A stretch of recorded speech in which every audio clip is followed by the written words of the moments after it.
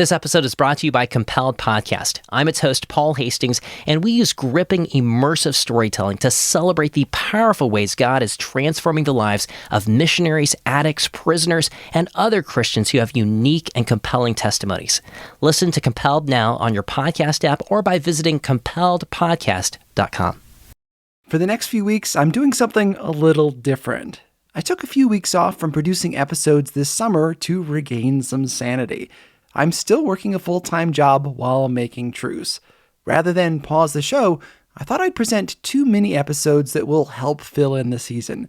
One this week and one 2 weeks from now. And then we'll get back to normal. If you're new, I recommend starting at the beginning of Season 5.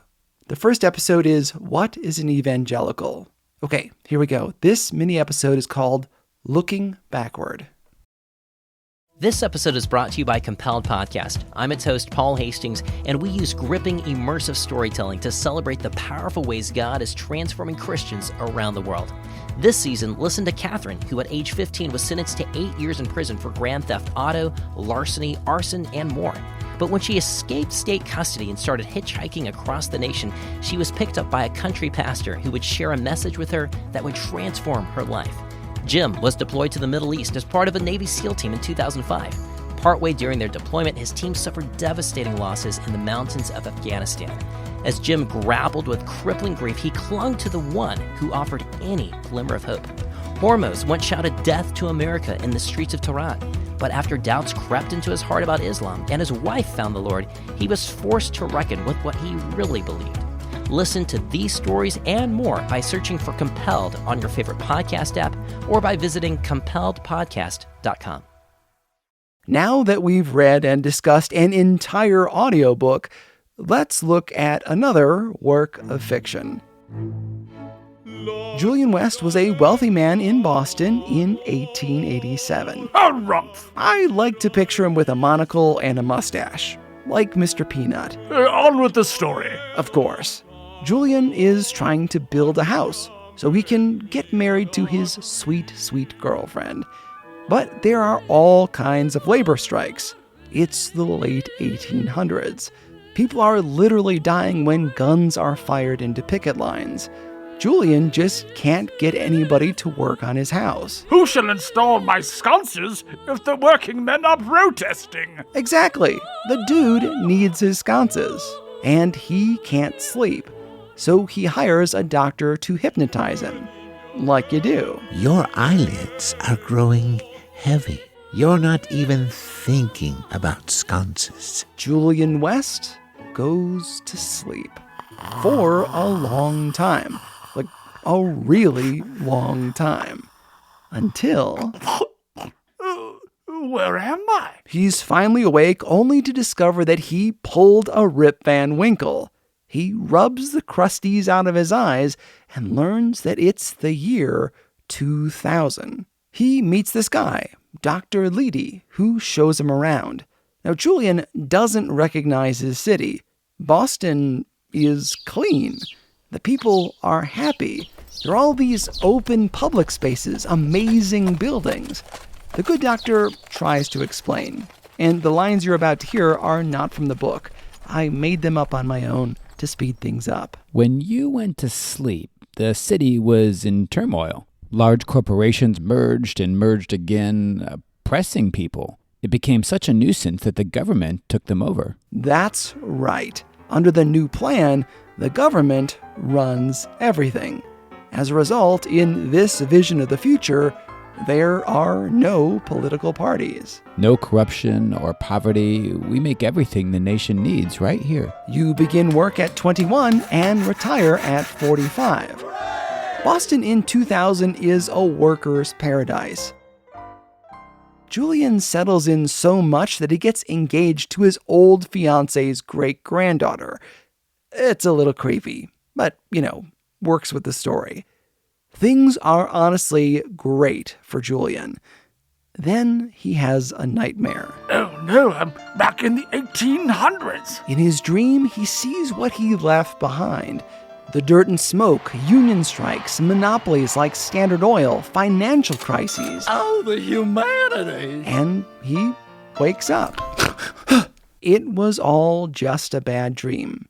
He gets to stay in utopia. That's the end. The story of Julian West. Super basic. Hardly any plot. He falls asleep and wakes up in a socialist heaven.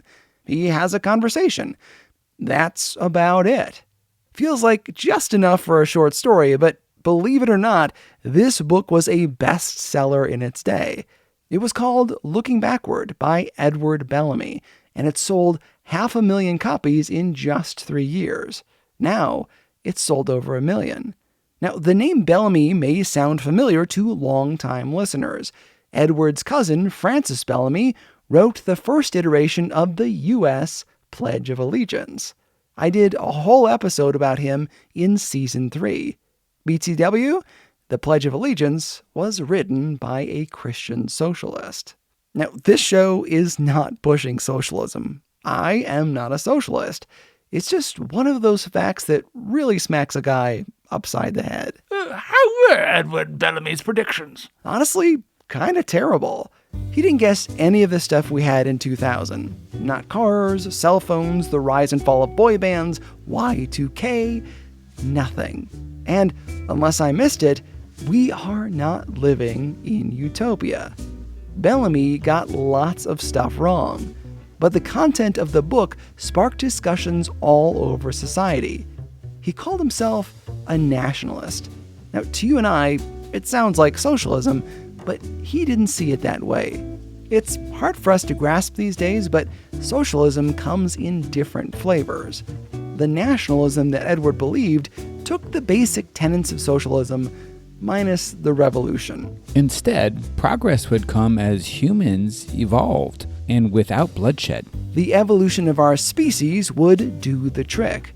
Not only that, but everyone in his vision spookily agrees with each other and with the state.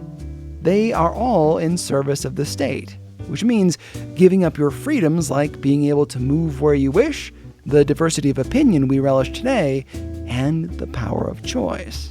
But in exchange, you get utopia. Looking Backward is an important book, if nothing else, for who it inspired. Did you ever read Upton Sinclair's book, The Jungle?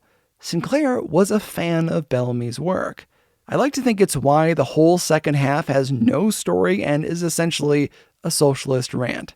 It's mirroring Looking Backward. And full disclosure, the author of The Jungle ruined a perfectly lovely bus ride to church camp for me in high school. Hey, summer reading? Thanks for nothing. Bellamy sparked a torrent of utopian fiction and dystopian responses like 1984, which is like the opposite of Looking Backward. This book should feel a bit familiar. We just finished listening to In His Steps by Charles Sheldon, an almost utopian novel that challenged Christians to ask, what would Jesus do before doing anything? It pictured a world where living like Jesus would make the world a better place. Both of these novels saw world history as trending upward, getting better and better, though by different means. There was this brief, glinting moment in U.S. history where it seemed like anything was possible. Maybe we could fix our government, repair our hostilities, end all war, if people could just come together and legislate appropriately. But there was a group of concerned Christians who considered this idea unbiblical. They read the Bible and saw just the opposite, that world history trends downward.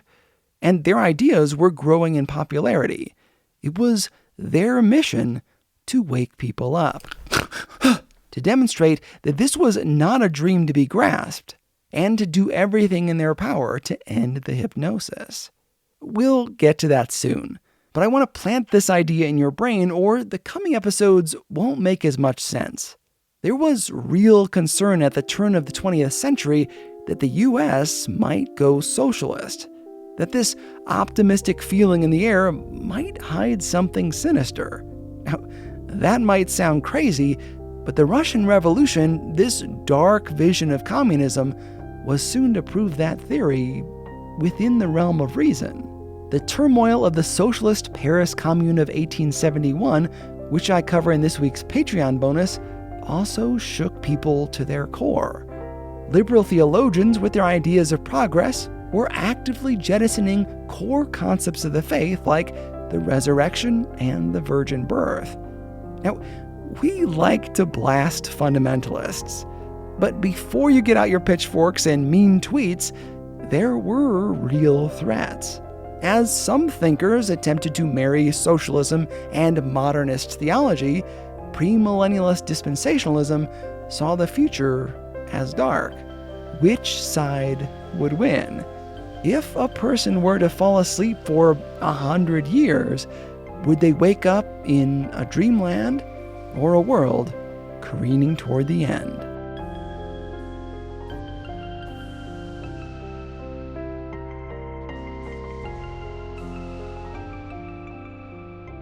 That's it for this mini episode. As I said at the top, there will be a few more on their way in the coming weeks. Subscribe to the show so you get every new episode as it's released. And please tell your friends. If you found this show interesting, consider donating a bit to support the show at trucepodcast.com/donate. Help out on Patreon and you'll gain access to bonus materials not heard anywhere else, like my post about the Paris Commune. Finally, it might be worth checking out Season 3 of this show, which is all about how the fear of communism impacted the American Christian Church. There's even an episode called What's the Difference Between Communism and Socialism? Check it out. Special thanks to all the people who gave their voices to this episode, including my brother Nick Starron, my friend B.T. Stevenson, and Chris Ridgway of the Device and Virtue podcast. Okay, talk to you soon. Truce is a production of Truce Media, LLC. I'm Chris Starron, and this is Truce.